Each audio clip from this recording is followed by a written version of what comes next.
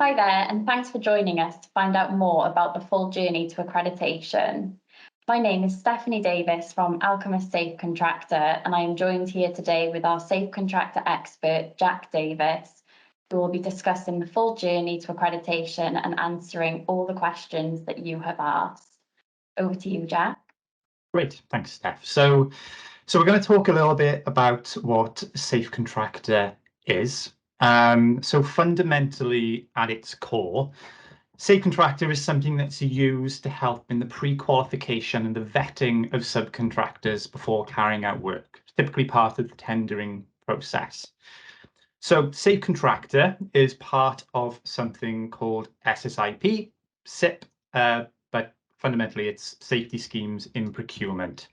So SIP, or Safety Schemes in Procurement, is an umbrella scheme and an organisation that manages a set criteria of questions that are recognised then across many different industries, typically within construction, facilities, property management, and so on. So the SafeContractor audit and the accreditation works towards this core criteria, and in a little bit we'll go into exactly what that consists of. But at its core, SSIP or SIP provides clients and companies a core understanding of what a company is capable of carrying out at a fundamental level. So, for instance, whether if someone's an electrician or if someone's a plumber, you'll have an idea that if they are assessed to a SIP standard, they have provided qualifications and health and safety documentation around that type of work. Where SafeContractor differs slightly around this is that we look at work related category risk and capability that you're allowed to carry out on site. And I'll explain a little bit in exactly what that is. So we'll have the core audit, or we'll have a look at the core question set. So we'll be looking at what makes you an electrician versus a plumber versus a roofer. But we'll also then delve into the additional risk and capability that you're able to carry out on site. So these will be things like working at height. So whether you're working at height via a ladder, and maybe a MEWP, any type of scaffold, whether that's fixed or a tower, maybe abseiling or working on roofs. I will also look at perhaps additional things like hot working or requiring isolating power, working within confined spaces, or working with hazardous substances or in excavations. There's a whole myriad of things that we can start to tack on to your base accreditation to show people what you're actually capable of carrying out when working on site, not just your core, say, electrical or plumbing work. What can you also carry out? So the reason why we've stepped in to kind of give this visibility to people is that our mutual clients and people who require companies to come in and do work on their behalf really struggle to see past the SIP at its core. So if a client has, say, an electrical job that's coming up, it's all well and good having a list of, say, 10, 20, 100 electricians when they need to choose one out of those for a very specific type of job. Maybe it's great that they can bring an electrician on site, but maybe that electrician needs to carry out some additional hot working or working within a confined space. SafeContractor gives them that visibility and helps them make more informed decisions on the companies and contractors that they use on site for specific jobs. So SafeContractor will primarily be used by two different types of groups of people. Firstly, the clients, so our mutual clients, and they'll be using it for that pre-qualification aspect to gain a better understanding of what you and its other contractors do. SafeContractor then will allow them to make a more informed decision on the contractors that they use and for what jobs. So they'll know then that they'll be working with, say, an electrician, but that electrician is also capable of doing all those other things that we've just mentioned. And then the other party then would be the contractors. So while, yes, a client may require SafeContractor accreditation, fundamentally it's used to speed up most pre-qualification processes and tendering processes. But it really allows them to showcase exactly what they're capable of carrying out when working on sites for existing clients and future prospective clients. So now we'll probably, and we'll look a bit more into a bit more detail then of the journey of the accreditation. So when you first register, and eventually then as part of your renewal, You'll be asked what type of support you'll need with the questionnaire and how quickly you need to gain the accreditation right off the bat. You'll then be able to pick a package that best suits your needs, and then you'll be introduced to the audit process. The audit process is a two-step process before you go on to gain your accreditation. The first step will introduce you to our technical support officers. They're going to help you get your application ready before they send it on to the auditors, if you haven't done so already. You're more than welcome to go in and log in and upload and create everything yourself, but we specifically have a team in place to help set that up in the best way that we possibly can for you to gain accreditation.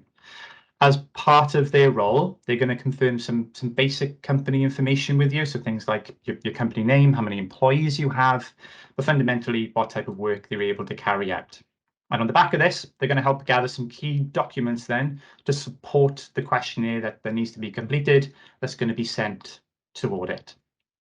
So they'll confirm exactly what work you carry out, but we're not going to cubbyhole you into one type of work. You might be maybe an SME or even a larger outfit that carries out lots of different types of work. You'll be able to select multiple types of work for your core work to show what clients you actually do for them on site. Based on the type of work that you select, this is going to populate the questionnaire with questions. So based on the work activities that you select. So typically the questions that will form, which goes back as part of that SIP core criteria, we're going to be asking for documents such as the health and safety policy, risk assessments, method statements, business insurances, and qualifications. These are some of the more core documents we'll be asking, but there may be some additional questions and information that we'll need to see, but it should and will be documents you already have in place. Once we've selected and locked in exactly the work that you're good at carrying out for your clients when working on site, we're going to be asking what additional work and risk you're capable of carrying out on site. So we've got the base and we're just going to top you up and start adding more to your accreditation to help you get more out of it. So we'll be asking you questions such as, do you work at height? If you do, what types of equipment do you use to work at height? We'll be asking if you work within confined spaces or if you carry out hot work. Do you use hazardous substances? Do you work with power? Are you working within excavations, working with radiation? We'll be asking you all these types of questions just to make sure that you're getting the most out of your accreditation and you're really showcasing what it is you're capable of carrying out for your client. Similarly to how you selected the work, based on what you select here, we'll populate some additional questions just to kind of prove that you know what you're doing when it comes to working with these when on site. So we'll probably ask for some additional training or some just additional evidence to support what you've already selected. But again, more than likely, these are things you already have in place, and we'll be here just to make sure that we're extracting that and making sure that it's in the right place for our clients to see. At this point then, once you've provided all the information to the technical support officer, or even if you've gone in and uploaded everything yourself, everything will be ready for the audit. And that first part of the process is then complete. Once everything has been answered and everything has been uploaded, it'll go into the second stage of the audit process, and I'll actually then sit with an auditor. And an auditor is going to take an in-depth look of all the evidence and all the documentation and training that you've provided. And they're just going to make sure that everything matches up to everything that you've selected. Providing that everything is okay, we'll then move on to the accreditation. But if there is anything that an auditor sees and they just want to see a little bit more information on something or something that's been provided isn't quite what we're after, they will let you know, but they'll explain why, and then they'll explain the type of things that we need to see and provide any type of guidance that you may need just to make sure that we can put the accreditation in place. You're not going to be left in the cold. We'll help and guide you through it. And once everything is in place and the auditor is happy then with all of the information that's been provided, we'll then issue you the accreditation, which will last 12 months.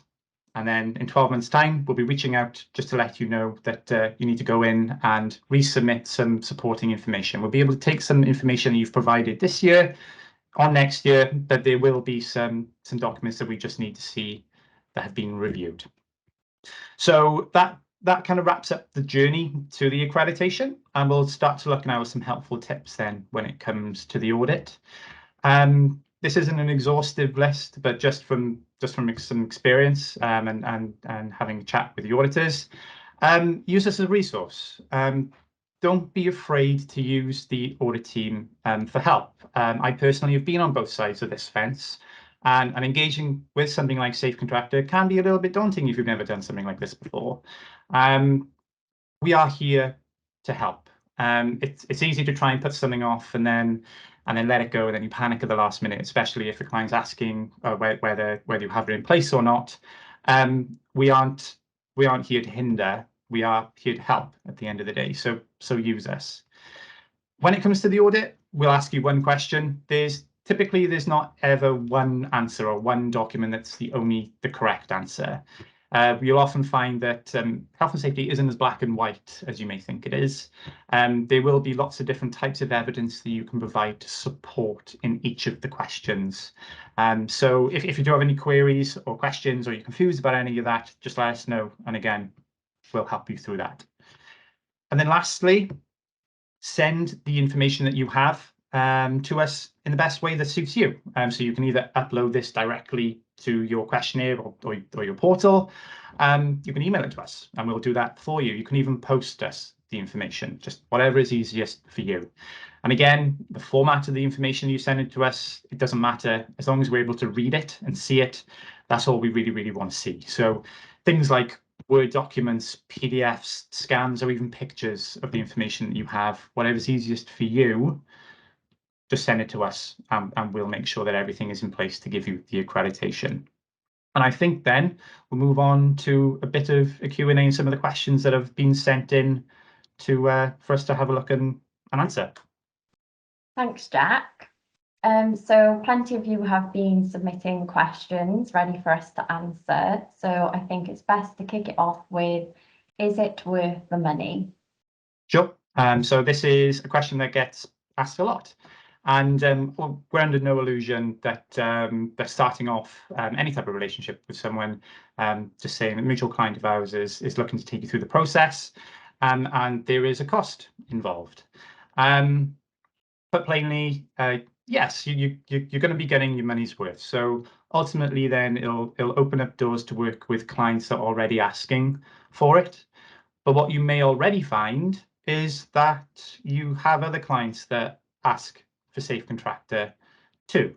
And while your current existing client base will be asking for it, there are 470 other clients that also require contractors and also look for SafeContractor accredited members. So this could open up doors, particularly within your field, but also across into other industries if that's something you've ever been interested in. So I mentioned earlier that we typically work within construction, but we also work within facilities management, property management, and manufacturing. Fundamentally, I suppose, part of the reason of going through SafeContractor is to help clients kind of streamline the process of pre-qualification, vetting, and tendering, those stages of work. So when you have the accreditation in place already, you'll skip that part. And so it'll hopefully enable you to go out on site and do the things you're good at doing for your clients. So hopefully you won't be stuck in the office or having to spend time and dedicate money and resource into doing this over and over again. You should be able to get out on site and carry out the work in a much streamlined manner. With that being said, you'll also gain some additional benefits when it comes to being a SafeContractor member. Make sure you make the most of these, because a lot of people aren't quite sure of what they actually gain. And after this, we can share these with you.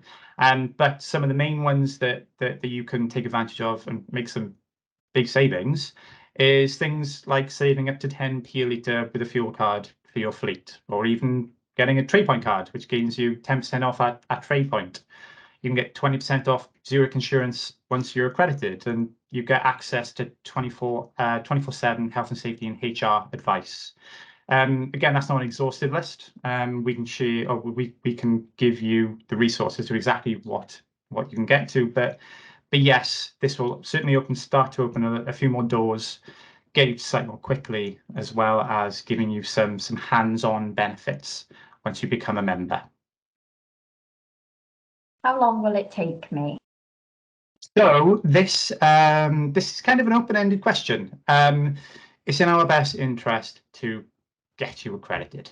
Our clients want you to gain accreditation so you can go on site and be good at what you do and do the work. We can accredit you as quickly as you can get the information to us. As an auditor, I could, or the audit team could accredit you in 1 day if you could get the information over to me. It can take up to 30 days, depends on how long it takes for you to interact. The reality is you're busy. You're busy doing your work and being out on site, and especially if you don't have people within the business that can take this off you and to do this on your behalf. It goes back to that daunting aspect, but it can be as quick as you want it to be. Why SafeContractor over other SSIPs?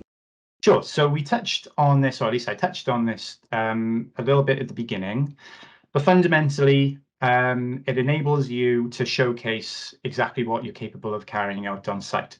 What makes you, as a plumber, different to another plumber down the road? Yes, you might be able to complete similar work, but perhaps you have a few more strings to your bow that someone else doesn't have. So while yes, we'll be assessing you as a plumber, and we'll be asking you for your qualifications and whether you're working on gas and all the other type of things, we'll be asking you as that core, as part of SIP, which all the other SIP providers provide. We will then be asking those additional top-up questions. What additional risk are you carrying out on site? And it'll open up a few more doors because clients will be able to see exactly what you're able and capable of carrying out on site. But clients' work isn't static, it changes. There isn't just one type of job that happens on every single site and every job across the UK. The job changes. So if they have peace of mind knowing that they can choose you because you can work at height using various means of access, or you can work within a confined space, or you can hot work, it allows them to gain access to you and contact you with more confidence. What should I put down as my employee numbers? Sure. So this can trip up a few people when it comes to employees, the use of subcontractors, and then the use of labour-only workers. As part of the accreditation, we can only accredit you for the work that you and your employees and staff carry out, not what your subcontractors do on your behalf. So if you're an electrician, but you have a subcontractor that carries out, stick to the example, plumbing, we can only accredit you for the electrical side of things. With that being said, however, if you do use subcontractors, we can add that on to the questionnaire. So we can make it visible that you're capable of carrying out and working alongside subcontractors. When it comes to labour-only workers, we would include these in your employee numbers. So these are people who aren't bona fide subcontractors in their own right. They may not carry their own insurances, but for all intents and purposes, they work to your RAMs, they work to your insurances, and they're covered under that umbrella. So as long as we're capturing your core staff, the people on PAYE, and then the labour-only workers that you are paying that are effectively a top-up to your labour and staff, and then we exclude the subcontractors. I am a new business. Is this right for me? Yes, so if anyone is in this, does fall into this category, you're not alone. It's a bit of a catch-22 sometimes when you're a new business, you haven't carried out any work, and then you're being asked to provide evidence based on work that you've done in the last 12 months, but you can't get any work because you haven't done any of the work. It's this strange, vicious loop and cycle. We'll work with you. The reality is that it's not so simple in this case for you, but yeah, we'll work with you. It's not, there aren't going to be any barriers in your place to gain accreditation.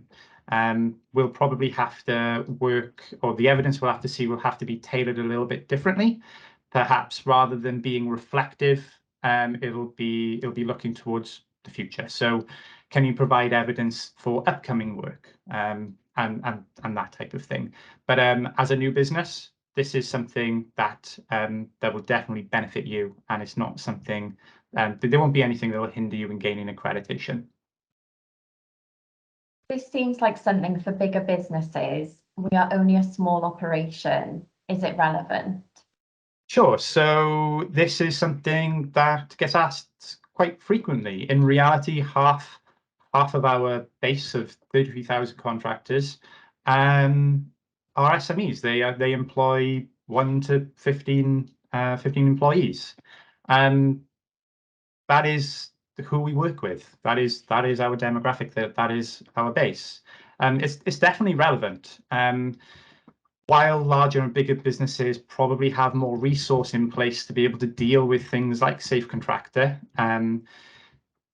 smaller businesses may struggle to find the time and struggle to find that resource to really help. But that's why we've got something in place to help get you to that. And we understand the trials and tribulations that you would go through into trying to provide the information to gain the accreditation. We are mindful of the size of your business. And the questionnaire then will reflect the size of your business and the type of evidence that you're able to provide. So yes, this will be relevant to a smaller business, definitely. I'm not great with technology. Am I going to be able to use it? Yes, so the portal was specifically made to be as easy to navigate as possible. Once you register, you'll gain your login information and you'll be able to log in, access the questionnaire. And it's just a few pages. It's a question by question set where you can upload information. If technology is something you really struggle with, and this is something you're not comfortable doing with at all, we have our technical support officers, as well as anyone else within the business, is more than happy to guide you through and to do that on your behalf. We won't be able to complete the documents for you on your behalf, but we'll certainly be able to help aid in the technology and the portal aspect and side of things. So if this is something that makes you stressed, don't worry.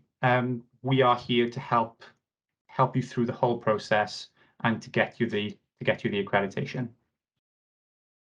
We need to achieve safe contractor status. Will the requirements to achieve this be tailored to our particular line of business? Yes, sure. So I've mentioned a couple of times how we work to the SIP core criteria, which is that base level of health and safety questions, as well then as the additional work and category and risk you're able to carry out on site. So in that regard, that will be tailored specifically to you as a business, and you will be able to demonstrate exactly how you go about doing that. When it comes to the core aspect of it, there will be a question set that everyone answers no matter what type of work you're carrying out. But when it comes to the electrical side or whatever line of work you are in, the questions will be geared towards you. So we'll be making sure that the information that you provide is relevant and it is tailored to exactly what it is that you do. So we can then go on and demonstrate and make that visible to your clients or to any potential clients that may want to use and work with you. Okay, great. And then finally, how can it help me in work?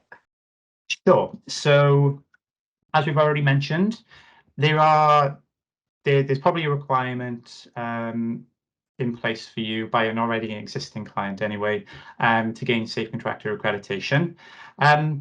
But past that, it's going to open up more doors. We have 470 clients that we work with closely, and who have integrated SafeContractor to really help streamline their pre-qualification and vetting process so they can work with you in a more timely, responsive manner. By being a member of SafeContractor and being an accredited member of SafeContractor, you're going to be visible to them on their portal. They're going to have access to you, and there'll be jobs that they'll need help with your line of work, with that additional risk that you're able to carry out for them, and they can contact you directly, opening again a few more doors, maybe a few and your first steps into different industries. The SafeContractor will definitely be an option to kind of help you win more work. Great. Thank you so much, Jack. That was really helpful. If you'd like to find out more about Alchemist SafeContractor and demonstrate your commitment to health and safety, please do get in touch by visiting our website or call us on 02920 266 2. Thank you all once again for joining us.